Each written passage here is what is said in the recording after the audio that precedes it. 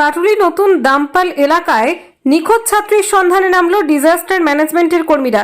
এদিন সোমবার সকাল থেকে জানা গেছে, পূর্বস্থলী 2 ব্লকের পাটুলি পঞ্চায়েতের নতুন দামপাল গ্রামের বাসিন্দা নীলিমা বিশ্বাস, পিউ ঢালি ও মৌমিতা বিশ্বাস নামে 3 বন্ধু রবিবার দুপুরে একসঙ্গে পাটুলিতে টিউশন পড়তে যায়। পড়াশোনা শেষ করে বাড়ি ফেরার পথে প্রচন্ড গরমে ভাগীরথী নদীতে তারা নতুন দামপাল স্নানের ঘাটে নামে।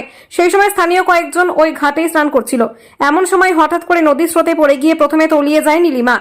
সঙ্গে সঙ্গে মৌমিতা ও পিউকেও নদীর জলে ভেসে যেতে দেখে স্নানরত স্থানীয় লোকজন তাদের উদ্ধার করে পাড়ে তুলেও নীলিমার খোঁজ মেলেনি।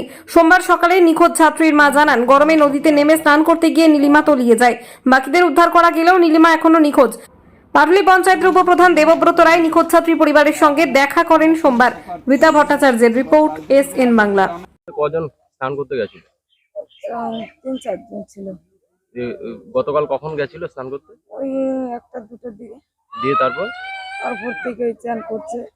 চান করার পরে ওরা বলে ও ডুবে গেল। ডুবে যাওয়ার পরে বলে ওরা বলছে কি যে নীলিকে তো পাচ্ছি না, নীলিকে খোঁজা। তখন থেকে ওকে দুজনকে উদ্ধার করেছে, আর আমার মেয়েকে উদ্ধার করতে পারিনি কেউ। আপনার মেয়ে কিসে পড়ে?